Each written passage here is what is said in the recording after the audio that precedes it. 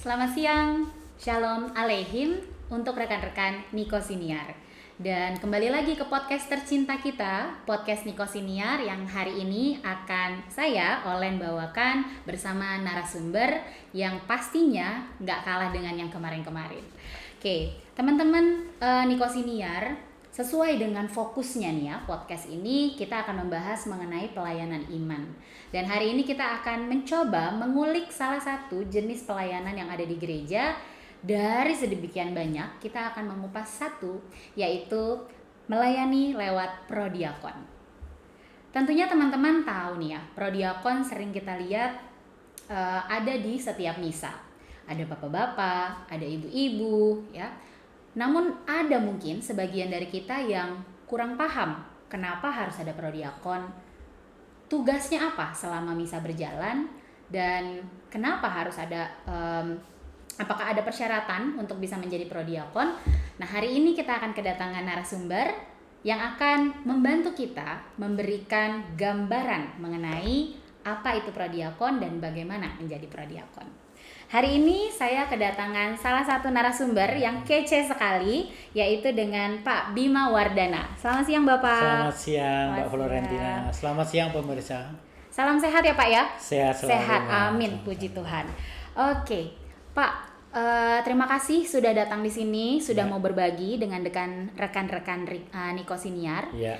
Hari ini kita akan membahas mengenai pelayanan Ya. melalui prodiakon. Ya. Nah, kalau dari prodiakon sendiri nih Pak, ada nggak alasan tertentu Pak kenapa Bapak tertarik untuk bisa atau untuk memilih menjadi seorang prodiakon? Iya.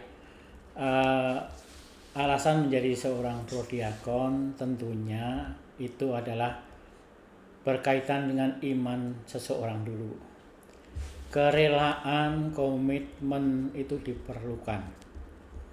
Berikutnya juga prodiakon itu dipilih oleh umat dulu, baru nanti diajukan ke paroki.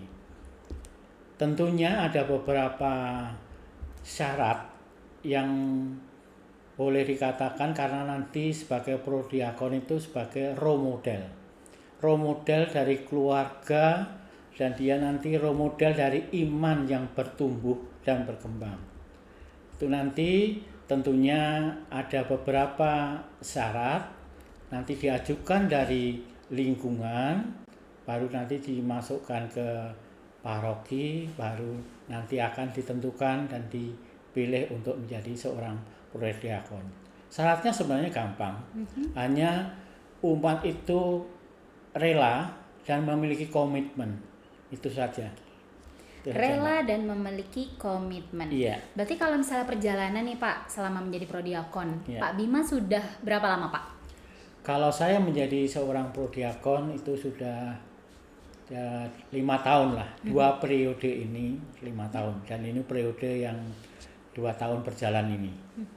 Oke, nah kalau aku pribadi nih Pak ya, mungkin kita tahu prodiakon ada nih sebagai asisten imam biasanya ya, kita sebut asisten imam. Tapi kita nggak tahu nih Pak, dalamnya tuh seperti apa yang menjadi fungsi prodiakon. Karena aku cuma lihat mungkin membantu pada saat misa berjalan gitu ya Pak. Tapi mungkin ada sharing dari Bapak mengenai tadi tugasnya sebagai prodiakon itu apa, dan adakah yang harus kita tahu selain yang kita lihat di misa itu Pak, menjadi seorang prodiakon. Para pemirsa, sebenarnya tugas prodiakon atau sebagai asisten iman itu ada 2, yaitu peribadatan dan pewartaan. Ya, peribadatan seperti Mbak Florentina ketahui, peribadatan ya kita membagikan komuni, terus kita juga membantu peribadatan di lingkungan. Peribadatan ada yang meninggal dunia, ada peribadatan perkawinan ya, mulai awal perkawinan itu. Terus ada juga pemberkatan rumah, ada juga hitanan anak dan sebagainya, ya, yang berhubungan dengan peribadatan di lingkungan. Misalnya nanti di bulan Oktober mimpin doa Rosario, atau di bulan Mei doa Rosario dan sebagainya. Memimpin KKS ya, kitab suci, pembahasan kitab suci. Ya, ibadat-ibadat yang di lingkungan yang harus dilakukan, seharusnya dilakukan oleh imam, tetapi karena imam kan keterbatasan. Ya. Maka itu dilakukan, diwakilkan oleh prodiakon. Perpanjangan tangannya. Perpanjangan tangan. Oh, gitu. I see. Nah, kalau dari Pak Bima sendiri, Pak, ketika menjadi prodiakon, apakah ini keinginan tersendiri atau ada rekomendasi atau ada cerita nih yang sebenarnya boleh di-share sama kita nih, Pak? Ya, lucu nih Mbak sebenarnya. Boleh Pak, ya. Silakan. Awalnya itu kalau boleh nih, terus terang ya. Boleh dong ya. Jadi banyak sih, tidak hanya saya aja, mungkin banyak teman-teman dari prodiakon yang lainnya itu juga merasa ada sesuatu, aku kok kayak kecemplung begitu, kecemplung dari prodiakon begitu. Kalau saya sendiri itu awalnya waktu itu ketua lingkungannya itu sudah 2 kali periode. Ya, ketua lingkungannya sudah periode, sedang warga-warga yang lain yang seumuran dengan saya itu sudah jadi ketua lingkungan. Jadi sudah bergilir, sudah banyak. Karena lingkungan di tempat saya itu kebetulan lingkungan yang warganya sudah sepuh semua begitu. Lah, ini pasti gilirannya jatuh ke saya sebagai ketua lingkungan. Waduh, saya sebagai ketua lingkungan itu waduh gimana ya, saya bilang saya mau jadi prodiakon aja. Saya pikir saya sebagai prodiakon paling bagi komuni setiap minggu, habis itu pulang. Bagi komuni, tapi saya nggak ngerti kalau nanti ada peribadatan, terus nanti ada pelayanan yang lain di panti jompo dan sebagainya. Nah, itu tidak terpikirkan sampai ke sana, bahwa sebagai prodiakon itu sebagai role model, saya mesti menonjolkan iman yang baik, kelakuan yang baik dan sebagainya, itu tidak terpikirkan sampai ke sana. Jadi saya hanya pokoknya prodiakon minggu datang ngasih komuni pulang. Kan enak itu, prodiakon enak nih, jadi prodiakon begitu. Ternyata setelah jadi prodiakon, 1 periode saya layani mendalami sebagai prodiakon. Waduh, saya mesti harus membaca Injil, saya harus membaca katekismus, saya harus membaca banyak ilmu-ilmu yang keimanan yang harus saya gali. Sebabnya saya sebagai role model, saya juga mesti harus ditanya pada umat. Betul. Ya, nanti mengenai perkawinan lah, mengenai perceraian lah, mengenai macam-macam. Ya, kegiatan-kegiatan gereja yang mereka mati tanya, ini liturgi warnanya apa ya? Kenapa kok pakai merah? Kenapa kok pakai hijau?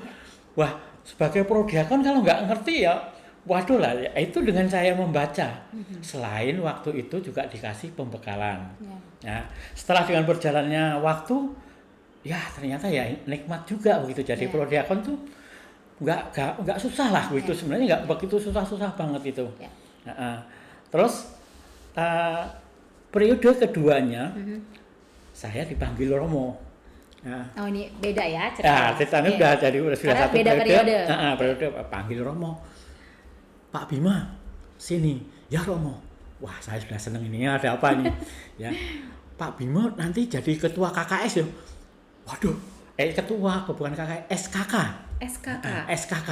Pak Bima jadi ketua SKK ya. Waduh Romo, saya itu nggak ngerti SKK gimana. Saya mau di prodiakon aja Romo. Maksud saya, pengertian saya jadi sebagai prodiakon yang umum, yang biasa aja gitu. Tahu-tahu pas periode pelantikan jadi ketua prodiakon. Waduh, ya ini kena sampur aja ya udah. Tapi mungkin ini berkat dari Tuhan, ya saya syukurin aja. Saya tidak tidak bisa memilih, tidak bisa menolak dan sebagainya. Ya ini pelayanan.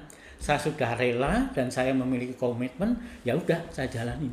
Sebenarnya ya fine aja ya, kayak melayani umat-umat yang lainnya aja. Baik sebagai ketua lingkungan atau sebagai korwil atau apa ya, sebagai melayani aja. Jadi ya saya cuma ini tugasnya di peribadatan. itu aja. Oke. Dan sebagai asisten imam itu aja. Oke, berarti ini adalah kecemplung yang menjadi berkat, betul ya, Pak ya? Boleh dikatakan begitulah. Boleh. Ya, Begitu. karena kami Ya. melihat ya, kalau prodiakon asisten imam berarti ada satu tingkat yang mungkin berbeda dengan awam gitu. Nah, itu mungkin yang tadi Bapak perlukan untuk membaca literasi-literasi yang ada ya, Pak ya? Di situ ya. Ya, sebenarnya untuk membekali itu ya kita harus Ya. banyak membaca, terus meminta petunjuk dari Romo, Ya. tapi Romo sendiri sudah memberikan pembekalan. Jadi pembekalan itu ya macam-macam, mulai dari sakramen, pembekalan mengenai tata gerak gereja dan sebagainya itu. Jadi ya, mengenai liturgi-liturgi dan sebagainya. Baik, Pak. Ya kita jadi lebih tahu lah. Dulunya yang kita awam masuk ke prodiakon nggak ngerti itu. Bahwa kok pakai ungu, hari ini kok pakai ungu, besok pakai putih, besok pakai hijau. Kenapa? Sebenarnya nggak ngerti. Tapi karena kita sudah masuk ke situ, dibimbing oleh imam. Oh, hari ini hari Minggu biasa, berarti memakai yang hijau dan sebagainya. Itu aja sebenarnya. Jadi malah kita tambah iman kita. Oh iya, ternyata pengetahuan liturgi dari gereja itu sangat luas dan banyak sekali. Oke. Itu. Menarik ya, Pak ya. Ya. Boleh nggak sih, Pak, kalau misalkan orang maksudnya awam ini apakah semuanya boleh terlibat jadi prodiakon atau memang ada syaratnya gitu? Usiakah atau pernah belajar atau kursus gitu? Ada nggak, Pak? Sebenarnya semua umat itu bisa menjadi prodiakon. Ya, syaratnya yang tentunya ya sudah kedewasaan iman, kedewasaan dari keluarga tersebut, karena nanti akan dipandang dari keluarga tersebut. Jadi ada beberapa syarat keluarga tersebut, misalnya yang masih dalam arti tanda petik imannya kuat dan sebagainya. Nah, itu bisa diajukan. Kalau umur itu ya minimal lah 35. 35. Tetapi untuk sekarang kok umur segitu kok biasanya masih disibukkan dengan pekerjaan. Ya. Jadi banyak kan umur-umur segitu itu ya masih masih nyari duit begitulah katanya.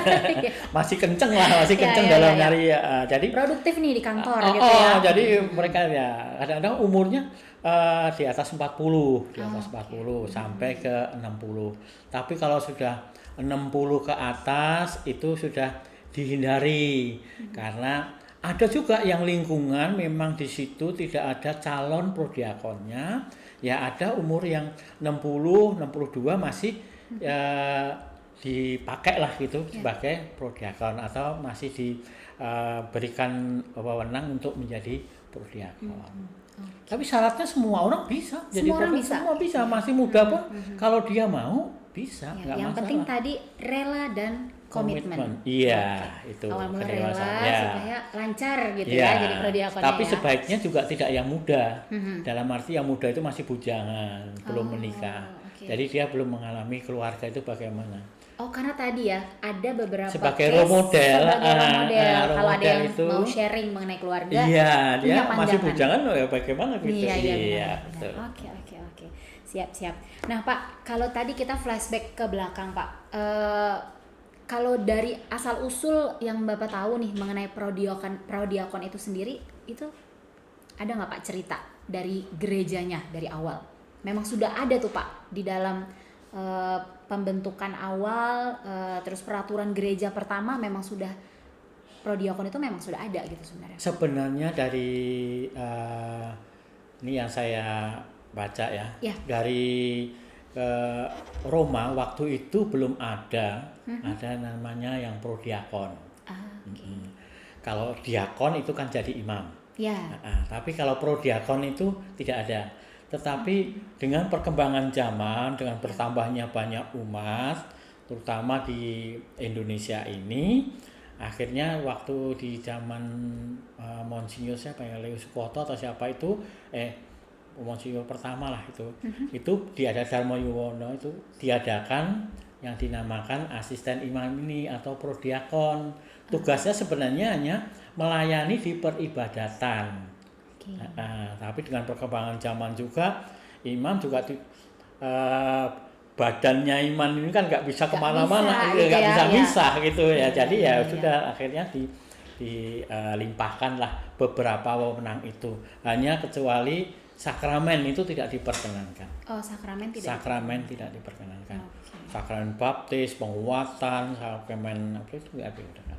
Hanya saat di sakramen komunion itu kan membagikan aja, Iya. membantu membagikan. Ya, makanya kita mengenalnya ibadat ya Pak, kalau di Ibadat, lingkungan ya. ya. Oke, membayangkan dari Nikodemus sendiri nih kita Ya. sudah ada 8 wilayah. Kalau Ya. romonya nggak ada perpanjangan tangan, Tangan, wah, iya, betul ya. habis waktunya ya. Ya. Oke. Kebetulan di sini di Nikodemus ada 71 prodiakon. 71. Nah, tadi 71. itu saya mau nanya, ada berapa banyak ternyata 71. 71 Dan ya. itu termasuk yang Untuk wanitanya ada 10. ada 10. Ada 10. Itu termasuk yang udah oke nih Pak secara angka atau masih minim dari ukuran satu Sebenarnya gereja? kalau dari situ sudah ideal sih, 70 Ideal itu ya? sudah ideal dan terwakili oleh semua lingkungan. Hanya banyak dan sedikitnya prodiakon itu ada yang satu lingkungan ada 5, ada yang 3, ada 2, ada yang 1. Beragam ternyata. Tapi Ya, beragamannya lingkungan itu mengajukan. Saat mengajukan itu kan ada yang nggak mau, ada yang mau Ya. dan sebagainya Ya. itu aja. Oke, nah kalau untuk harapannya nih Pak, harapannya prodiakon yang ada di gereja Santo Nikodemus apa Pak? Harapan dari Bapak? Ya, harapannya itu terutama bagi warga yang belum mengikuti belum mengerti prodiakon, sebenarnya bisa tanya-tanya. Sebenarnya prodiakon itu tidak susah-susah banget begitu, gampang. Terus menjadi prodiakon itu malah menambah iman, menguatkan iman diri sendiri. Jadi ayo, gak usah ragu-ragu. Kalau ditunjuk sebagai prodiakon untuk periode ke depan di 2024-2028, ya oke, saya mau itu. Nggak apa-apa sebenarnya, Ya. gampang. Terus malah justru nanti imannya kuat, hanya komitmen, menyediakan waktu, kerelaan. Ya nanti jadi pengurus lingkungan juga sama juga kok, waktunya juga Terpakai ada. juga. Dan menjadi berkat loh. Oke, ada Itu ceritanya ada Pak? ceritanya Nah, juga. Oh ya, boleh Pak, boleh. Ada ceritanya juga. Ya tapi ini tetangga yang ngomong, tetangga nih. Waktu kebetulan istri saya ketua lingkungan nih. Wah, aktif sekali ya Pak. Ibu jadi ketua lingkungan, Bapak jadi prodiakon. Oke. Itu jadi ketua lingkungan. Ya. Katanya dapat berkat bener. Saya itu yang udah lama nggak bangun rumah, nggak tahu duit dari mana itu bisa bangun rumah. Dalam arti renovasi rumah. Duit nggak tahu, tak bisa. Terus waktu saya jadi prodiakon nggak tahu bagaimana Tuhan memberikan kelancaran, dapatkan rezeki yang biasanya mobilnya katakanlah levelnya 1, saya bisa membeli yang level 4. Begitu. Wah, jadi nggak tahu berkatnya dari mana. Ya. Itu mengalir aja, yaitu dalam materi ya. Tetapi berkat saya itu juga saya damai sejahtera aja gitu lah.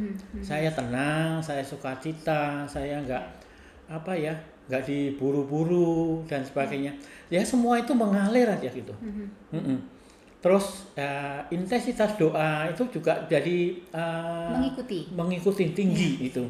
Yang biasanya dulu doa itu sebelum jadi ketua lingkungan istri saya dan saya sebagai prodiakon, doa istri sendiri, saya sendiri. Oke. Ya, tetapi setelah ini mulai berkembang, ya iman itu kan proses ya, Betul bertumbuh. sekali Pak. Sekarang tuh setiap hari itu doa rosario. Berdua, kadang-kadang bertiga dengan anak dan sebagainya. Dulu dengan anak ya bertiga, karena anak saya cuma 1. Sekarang anak saya sudah di seminari, ya sudah dia di seminari, sedang saya ya tinggal berdua aja. Tapi itu intensitas doa itu malah bertumbuh terus begitu. Ya, jadi berkat apa yang saya nggak usah minta itu lancar semuanya gitu. Amin. Lancar, perjalanan lancar, saya usaha lancar, ini apa lancar, nggak tahu dari mana itu juga. yaitu berkat dari itu. Berkat dari Tuhan. Wah, puji Tuhan ya. Luar biasa sekali ya Pak Bima ya. Nah, kalau misalkan nih Pak, masih mungkin gambaran dari umat dari Santo Nikodemus, kalau misalkan ada 1 atau 2 orang yang tertarik untuk menjadi seorang prodiakon. Nah, itu prosesnya tuh seperti apa Pak? Daftar tadi ya, ada salah satunya diajukan oleh lingkungan. Nah, setelah itu ada proses lagi kah untuk bisa menjadi prodiakon? Ya, setelah diajukan itu nanti ngisi formulir, ya data-data pribadi aja sebenarnya, data-data pribadi sudah krisma atau belum, komuni, krisma dan sebagainya itu. Krisma penting ya Pak, berarti ya harus ada dulu ya Pak ya? Enggak juga. Ada juga yang periode ini itu yang krismanya sudah jadi prodiakon, baru krisma. Berjalan di situ. Karena krisma itu kan ada periodik. Ya, jadi paroki tersebut mungkin tidak mengadakan ini, jadi bisa tertunda dan sebagainya. Jadi yang penting udah baptis, udah kalau ada serakamen perkawinan dengan cara Katolik dan sebagainya. Nah itu data pribadi nanti dimajukan ke pastor paroki. Setelah diajukan terus nanti pastor paroki setuju baru dilantik. Berarti langsung ya Pak? Tapi sebenarnya kalau pas periode pergantian DPH dan sebagainya, pengurus itu baru nanti semua dikumpulkan, jadi majukan nanti karena SK-nya itu SK tanda tangan uskup. Monsinyur sendiri yang tanda tangan. Monsinyur sendiri ya. Uskup nama-nama disebut tanda tangan sebagai prodiakon, dia tanda tangan. Dan ini nanti dibagikan ke masing-masing. Jadi dikolektif semuanya saat periode itu baru dia dapatkan jadi prodiakon. Berarti jadi pas di tengah periode itu bisa aja tapi mesti menunggu juga gitu. Iya. Dan belajarnya itu sepanjang perjalanan. Jadi tidak ada misalnya 1 bulan atau 2 bulan harus belajar mengenai tidak. Sepanjang perjalanan menjadi prodiakon bebas untuk bereksplor. Nah kalau misalkan nih Pak selama jadi sepertinya tidak ada kursus begitu, kursus prodiakon itu nggak ada. Nggak ada kursus prodiakon. Sebenarnya umat itu sudah tahu kok. Setiap minggu prodiakon itu tugasnya begini toh. Itu ya gitu. Nanti di dalamnya bagaimana itu kan nanti misalnya membawakan ibadat itu sudah ada bukunya sendiri. Ibadat kematian 40 hari, yang mulai dari 3 hari, 7 hari, 40 itu kan udah ada. Tinggal yang ngikutin membacakan dan sebagainya. Hanya satu mungkin ada di khotbah. Mengisi renungan. Itu perlu berlatih. Tapi sebenarnya dicatat saja. Ini apa sih? Nanti diomongkan itu bisa sebenarnya. Itu hanya apa ya? Berjalan dengan mengalir aja lah. Kayak memberi renungan itu kayak sharing aja sebenarnya ya. Nggak apa-apa. Nah kalau misalkan tantangannya Pak, tantangan yang sebenarnya ketika Bapak menjadi prodiakon, menjadi pelayan gereja, tantangan yang Bapak temui seringkali itu apa Pak? Tantangan sebenarnya itu banyak permintaan dari umat itu kadang-kadang tidak sesuai dengan apa ekspektasi dari prodiakon. Contoh nyatanya Pak? Contohnya sederhana aja. Misalnya Pak nanti saat ibadat nanti diisi begini-begini ya Pak ya. Jadi kayak tuan rumahnya itu mengasihkan dikte atau memberikan instruksi. Nah ini kan sebenarnya di luar hati nurani kita. Ya sebenarnya kita mau mengeksplor mengatakan ini, minta ini. Terus kadang-kadang juga misalnya kita mau memberikan komuni. Datang udah ketok-ketok lama anjingnya yang keluar. Wah. Kita datang duduk orangnya masih tidur. Karena orang yang mau diberikan sakit kan masih tidur. Kita nungguin. Benarnya harusnya sudah disiapkan. Seharusnya disiapkan dan sebagainya rapi. Tapi ya sebenarnya tantangannya itu tidak hanya di lapangan aja, tapi tantangan yang besar itu sebenarnya di iman. Deg-degan itu ada loh. Deg-degan itu ada. Yang di awal-awal ya Pak ya? Ya, yang awal-awal tuh saat terutama. Ya ini cerita-cerita dari beberapa prodiakon. Saat maju ke di sakristi imam itu ya, di atas itu ya. Itu deg-degan loh, karena disorot oleh imam tangannya begini, disorot itu kadang-kadang malah ini nggak bisa buka itu. takut Iya, ini iya. berbahasa. Jadi apa ya, itu normal sebagai umat yang jadi prodiakon tuh normal. Memberikan tuh agak grogi ini grogi apa gemeter gitu ya, itu normal. Normal ya. Jadi ya siapapun lah itu yang melayani, misalnya yang nggak pernah membawakan ibadat sekarang membawakan ibadat. Betul, ya. Ada perubahan fase Ada perubahan, tadi. ya ada perubahan fase. Terus berikutnya juga kalau membawakan ibadat baca, oke. Tapi pas bawa renungan, Iya. renungan itu kan nanti menyangkut ke Injil ini, ayat ini. Nah itu kalau nggak membaca dulu kan susah itu. Ya, berabe ya Pak ya. Iya, Nanti nggak nyambung nih ya. Nggak nyambung. Iya, iya. Tapi itu dialami oleh semua umat, tidak hanya prodiakon aja. Prodiakon kan umat juga, ya itu dialami juga. Jadi ya itu nanti proses. Kedewasaan iman itu juga proses, tidak bisa kayak dibeselin hari ini dikasih kuliah langsung besok Action gitu ya. bagus itu nggak bisa juga. Ya kata imam itu kan sekolahnya juga panjang. Proses juga lah. Ini apalagi awam yang disuruh masuk ke imaman gitu. Iya. Suruh yang nyebutin sakralnya gitu ya Pak ya. Iya, sakralnya itu ya itu. Jadi kendala-kendalanya itu sebenarnya pada diri sendiri. Oke, Kalau kendala teknis itu saat ya masih kan ibadah di lingkungan dan sebagainya itu teknis saja sebenarnya. Nah, tapi dari iman, keberanian kita aja gitu. Ya, tapi karena kita sebenarnya sudah rela, sudah komitmen, terus kita memiliki bekal dari membaca dan sebagainya, ya nanti lama-lama bisa. Sebenarnya ya apa ya? Boleh katakan susah, ya, katakan gampang, iya gitu. Susah itu karena kalau pikiran kita susah, anggapan kita susah, ya susah. Akan susah ya, terbatas. Ya. Nah dari semua nih Pak perjalanan, menarik banget ya ternyata teman-teman ya untuk menjadi prodiakon ini, dan ternyata semuanya boleh juga. Kalau misalnya tadi saya menarik cerita dari Pak Bima, semuanya ada suka dukanya, ada tantangannya untuk menjadi prodiakon. Kalau kita kembali ke pembahasan awal Pak, dari perjalanan 5 tahun prodiakon, ada ketua lingkungan, Bapak punya anggapan tersendiri nggak Pak mengenai pelayanan itu seperti apa dari perjalanan yang sudah ada gitu? Mungkin akan berbeda ya Pak, sebelum kita menjadi dan sesudah kita menjadi. Mengartikan sebuah pelayanan itu seperti apa Pak? Pelayanan itu adalah sukacita. Sukacita. Iya, udah. Jadi itu mengalir ya, Tuhan sendiri yang menggerakkan, Tuhan sendiri yang dengan bantuan rahmat Tuhan, kalau kita mengiyakan, itu akan berjalan sendiri. Lakukan dengan sukacita, itu pelayanan, sudah. Oke. Karena nantinya setelah sukacita itu melakukan dengan sukacita, semua berkat itu nanti akan mengikuti. Iya.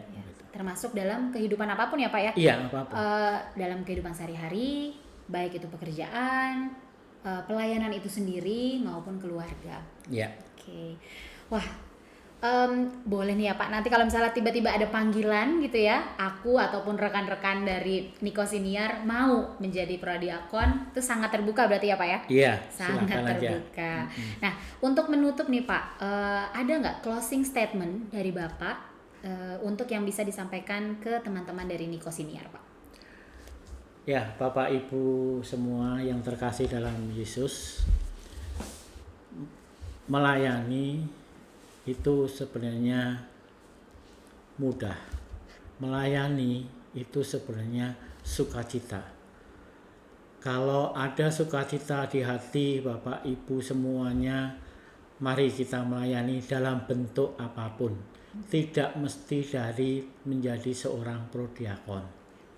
Melayani umat yang berkebutuhan khusus, melayani umat dalam hal memberikan SMK, melayani umat dalam membantu mengantar ke gereja, itu juga sudah melayani.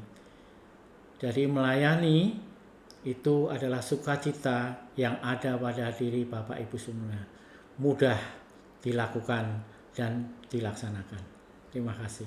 Oke, terima kasih banyak Pak Bima. Semoga podcast hari ini menginspirasi ya Pak ya. Iya. Mulai dari rela dan berkorban, teman-teman atau para pendengar dari podcast Niko Siniar ini bisa melanjutkan tadi ya kerelaan dan juga komitmen yang teman-teman punya untuk masuk ke tahap pelayanannya. Dan tentunya sesuai dengan anjuran dari Pak Bima, lakukanlah dengan sukacita. Karena nanti kegembiraan itu, berkat itu akan kembali kepada kita ya Pak ya. Iya, betul. Siap. Baiklah kalau begitu teman-teman, terima kasih banyak sudah mendengarkan podcast episode ketiga kali ini. Dan tentunya terima kasih banyak Pak Bima. Yuk, Tetap semangat ya Pak Semangat, untuk menjalani dan berkarya serta melayani. Ya, terima kasih. Khususnya untuk umat Santo Nikodemus. Terima kasih. Salam sehat Bapak. Salam sehat. Terima kasih Mbak Florentina. Sama-sama. Kalau begitu teman-teman, terima kasih dan jangan lupa untuk tonton terus podcast Niko Siniar di episode berikutnya dan tetap kita akan fokus kepada pelayanan imam. Terima kasih banyak. Shalom Aleihim.